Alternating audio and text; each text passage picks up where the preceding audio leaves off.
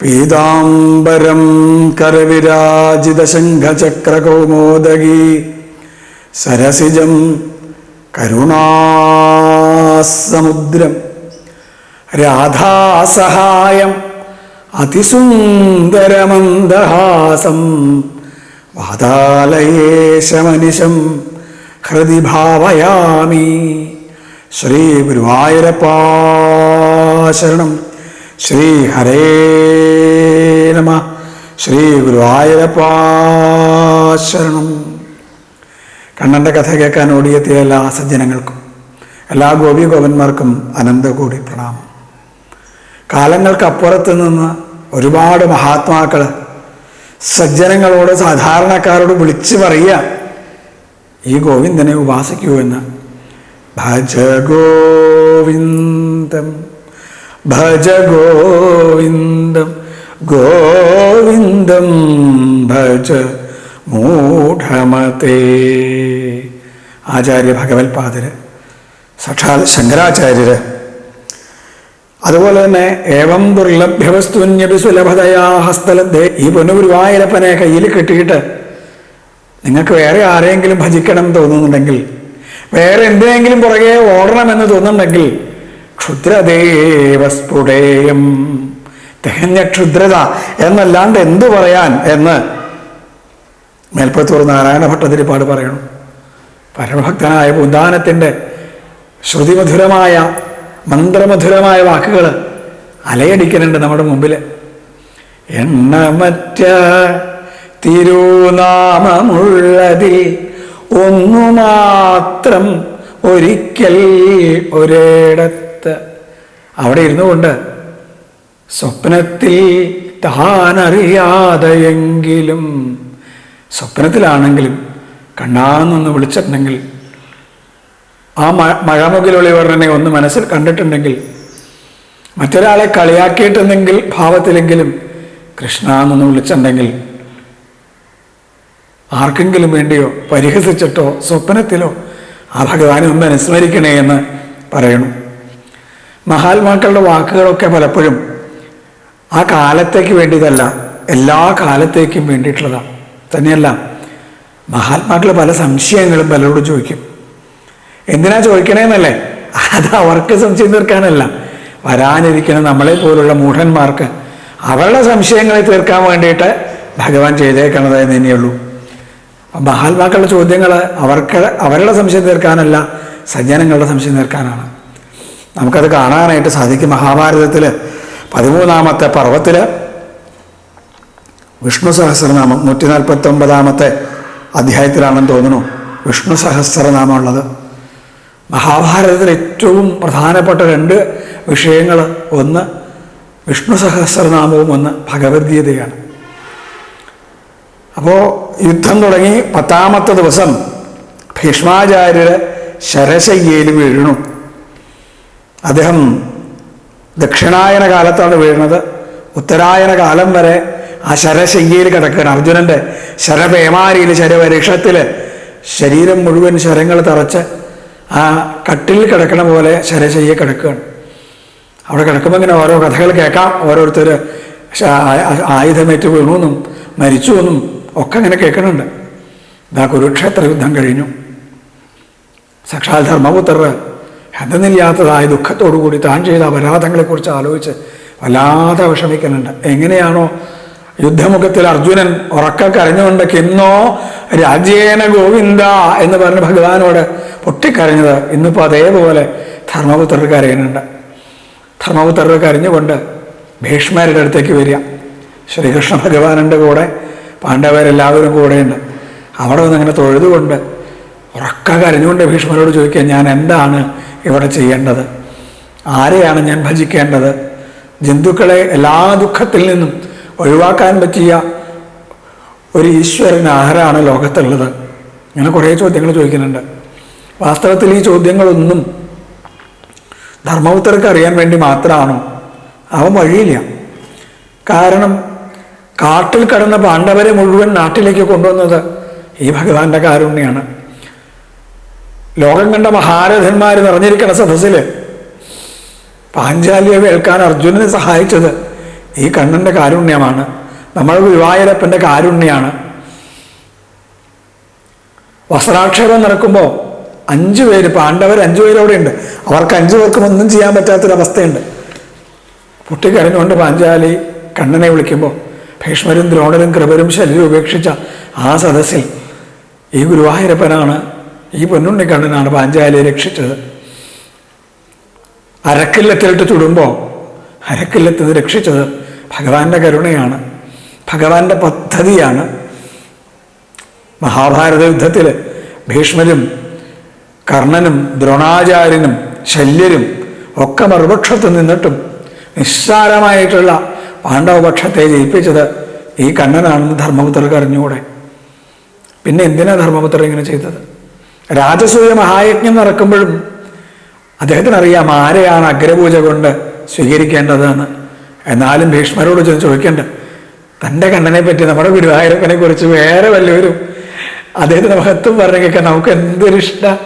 എന്നാലും നമ്മൾ ചോദിക്കില്ലേ ആരെയാണ് പൂജിക്കേണ്ടതെന്ന്? അവരുടെ ആ കണ്ഠങ്ങളിൽ നിന്നും നമ്മുടെ ഗുരുവായൂരപ്പനെ കുറിച്ച് കേൾക്കാനുള്ള നമ്മുടെ മോഹമാണ്. ധർമ്മപുത്രർ ലോകത്തെ മുഴുവൻ കേൾപ്പിക്കാൻ വേണ്ടി ഭീഷ്മരോട് ചോദിക്കുക ആരെയാണ് അഗ്രപൂജയ്ക്ക് സ്വീകരിക്കേണ്ടതെന്ന്. അവിടെ പറഞ്ഞു കൊടുക്കുന്നുണ്ട് കൃഷ്ണനെ അല്ലാതെ വേറെ ആരെയാണ് പൂജിക്കേണ്ടതെന്ന്. എന്താ വിഷ്ണു സഹസ്രനാമത്തിന് കാരണമാകുന്ന ചോദ്യങ്ങൾ അവിടെ സംഭവിക്കണു.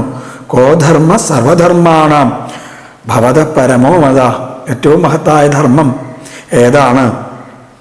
അതുപോലെ ആരുടെ നാമമാണ് എല്ലാ ജന്തുക്കളെയും സകല ദുഃഖങ്ങളിൽ നിന്നും രക്ഷിക്കാൻ പ്രാപ്തമാകുന്നത്? ആരെ സ്മരിച്ചാലാണോ അല്ലെ യസ്യ സ്മരണമാത്രേണ ജന്മസംസാരബന്ധനാത് വിമുച്യതേ. ഒന്ന് ആരെ സ്മരിച്ചാലാണോ എല്ലാ ദുഃഖങ്ങളിൽ നിന്ന് ഒഴിവാവണത് അതാരാണെന്ന് ചോദിക്കുക. ആരെയാണ് അർച്ചിക്കേണ്ടത്? കിമേകം ദൈവതം ലോകേ കിം വാപ്യേകം നാരായണം. ആരെയാണ് പൂജിക്കേണ്ടത് ഈ ലോകത്ത്? ആരെയാണോ, ആരുടെ നാമങ്ങളാണോ പാരായണം ചെയ്യേണ്ടത് എന്നൊക്കെ ചോദിക്കണം. സൂതൻ ശൗനകാദികളോട് കഥ പറയുന്ന രംഗം ഭാഗവതത്തിൽ നമുക്ക് കാണാനായിട്ട് കഴിയും. ഭാഗവതത്തിൽ അവർ ചോദിക്കുന്നുണ്ട് പല ചോദ്യങ്ങളും സൂതനോടായിട്ട്. ഒരുപക്ഷെ അവർക്കറിയാത്ത ചോദ്യങ്ങളല്ല, അവരോടാണ് നമ്മൾ ചോദിക്കണമെങ്കിൽ നമുക്ക് സൂതൻ പറഞ്ഞു കൊടുത്ത അതേ ഉത്തരം അവർ തന്നെ നമുക്ക് പറഞ്ഞു തന്നേനെ. പിന്നെ എന്തിനു വേണ്ടി ചോദിച്ചു? വേറൊന്നിനും വേണ്ടിയല്ല. ഈ സംസാരബന്ധത്തിൽ മുങ്ങി വലഞ്ഞ് സത്യം എന്താണെന്ന് അറിയാതെ സുഖത്തിന് വേണ്ടി നമ്മൾ ഈ ലോകത്തിന് മുഴുവൻ പുറകെ ഓടുകയാണ്. വാസ്തവത്തിൽ സുഖസ്വരൂപനായിട്ടുള്ളത് നമ്മുടെ പൊന്നു ഗുരുവായൂരപ്പനാണ്. ആ പൊന്നു ഗുരുവായൂരപ്പൻ നമ്മുടെ ഈ പവനപുരത്തിൽ, ഈ ശരീരത്തിൽ തന്നെ ഉണ്ട്, ആ ഹൃദയത്തിൽ തന്നെ ഇങ്ങനെ തെളിഞ്ഞു നിൽക്കണുണ്ട്. എന്നെങ്കിലും ഒരിക്കൽ ഈ ഭഗവാന്റെ കഥകൾ കേട്ട് ഭഗവത് കഥകളെ പാരായണം ചെയ്ത് ഭജന പാടി തീർത്ഥസ്നാനം ചെയ്ത് പോകുമ്പോൾ നമുക്കൊന്ന് കണ്ണടച്ച് കണ്ണു തുറക്കുമ്പോൾ നമ്മുടെ അകത്തേക്ക് നോക്കാൻ തോന്നും. അകത്തേക്ക് നോക്കുമ്പോൾ നമുക്കും പറയാറാവും അഗ്രേ പശ്യാമി തേജോ നിബിഡതരകളായാവലി ലോഭനീയം പീയൂഷാപ്ലാവിതോഹം. ദാ ഞാൻ വളരെ വലിയ സന്തോഷത്തിൽ ആനന്ദ അമൃത സമുദ്രത്തിൽ മുങ്ങിക്കുളിക്കണം. ഞാൻ ദാ എൻ്റെ ഗുരുവായൂരപ്പനെ ദാ കാണണു എന്ന് പറഞ്ഞപ്പോൾ നമുക്ക് മനസ്സിലാവും ഈ പവനപുരം, ഈ വായുപുരം, ഈ വായു ഉള്ളത് ഇതേ ശരീരത്തിൽ തന്നെയാണ്. ഈ വായു ഇവിടുന്ന് വിട്ടാൽ ഇത് ശവമാവും, അല്ലാത്തടത്തോളം കാലം ഇത് ശിവമാണ്, പൊന്നു ഗുരുവായൂരപ്പൻ്റെ ആസ്ഥാനാണ് എന്ന് മനസ്സിലാവും. അപ്പം ഈ കഥകളാണ് ഇതിലൂടെ എല്ലാം പറയണത്. ആ ശരശയ്യെ കടന്നുകൊണ്ട് ഭീഷ്മര് ആ ഗുരുവായൂരപ്പനെ കുറിച്ച് പറയണു. എനിക്ക് എൻ്റെ ഭഗവാനെ ഒന്ന് കാണണമെന്ന് പറയുക. മുമ്പ് കഥകളിൽ നമ്മൾ പറഞ്ഞിട്ടുണ്ട്, ഭക്തന്മാരായ ഭക്തന്മാർ നമ്മളൊക്കെ കണ്ണനെ കാണാൻ വേണ്ടി ദ്വാരകയിലേക്കും മധുരയിലേക്കും വൃന്ദാവനത്തിലേക്കും ഗുരുവായൂരപ്പൻ്റെ അടുത്തേക്ക് ഓടും. ഭഗവാനോ ഭക്തന്മാരിൽ നടിച്ചു നടക്കണം നമ്മളാ ഓടുക. യഥാർത്ഥ ഭക്തന്മാരുടെ അടുത്തേക്ക് ഭഗവാൻ ഇങ്ങോട്ട് ഓടി വരികയെ. അതുപോലെ ഒന്ന് കാണണം എനിക്ക് എൻ്റെ കണ്ണനെ എന്ന് പറയുമ്പോൾ കണ്ണൻ ഭീഷ്മരുടെ മുമ്പിലേക്ക് നീർന്ന് നിൽക്കും, അടുത്തേക്ക് ചേർന്ന് നിൽക്കും. ആ ഭഗവാന്റെ സ്വരൂപം അങ്ങനെ കണ്ടുകൊണ്ടാണ് ഭീഷ്മരുടെ ചോദ്യത്തിനുള്ള ഉത്തരം പോലെ ഈ വിഷ്ണുവിൻ്റെ ചതുർഭുജനായ ഈ കണ്ണൻ്റെ ആ സഹസ്രനാമങ്ങൾ ചൊല്ലണം. ആ സഹസ്രനാമമൊന്നും വേണ്ട, അതാണ് പൂന്താനം പറഞ്ഞത്. എണ്ണമറ്റ തിരുനാമമുള്ളതിൽ ഒന്നു മാത്രം. കൃഷ്ണ കൃഷ്ണ കൃഷ്ണ കൃഷ്ണ ജപിച്ചാൽ മതി, ഗോവിന്ദ ജപിച്ചാൽ മതി. കൃഷ്ണായ നമ, ഗോവിന്ദായ നമ, ഗോപീജനവല്ലഭായ നമ, പരായ നമ, പരംപുരുഷായ നമ, പരമാത്മനേ നമ. അങ്ങനെ ചൊല്ലാമാണെങ്കിൽ, അല്ലെങ്കിൽ ഓം വിശ്വം വിഷ്ണുവഷട്കാരോ ഭൂതഭവ്യഭവത് പ്രഭു ഭൂതഗത് ഭൂതവൃദ്ധാവോ എന്ന് പറഞ്ഞ് ഭൂതാത്മാ ഭൂതഭാവന, ഇങ്ങനെ വിഷ്ണുവിൻ്റെ സഹസ്രനാമം ചൊല്ലാം, അഷ്ടോത്തരം ചൊല്ലാം. ഇതൊന്നും പറ്റിയില്ലെങ്കിലും നാരായണ നാരായണ നാരായണ എന്ന് നാവ് കുഴയാതെ നാമം ചൊല്ലാറാവണം. അങ്ങനെ ചൊല്ലിയാലാണ് അവസാനം അന്തേ നാരായണ സ്മൃതി, ആ ഭഗവാനെ അവസാനം മനസ്സിൽ സ്മരിക്കാൻ പറ്റുള്ളൂ. അങ്ങനെ ഭഗവാനെ അവസാന നിമിഷത്തിലെങ്കിലും ഒരു പ്രാവശ്യമെങ്കിലും ഭഗവാന്റെ നാമം ജപിച്ചാൽ, ആത്മാർത്ഥതയോട് ജപിച്ചാൽ, ആ സമയത്ത് സാക്ഷാൽ ഭഗവാന്റെ ദർശനം ഉണ്ടാവും.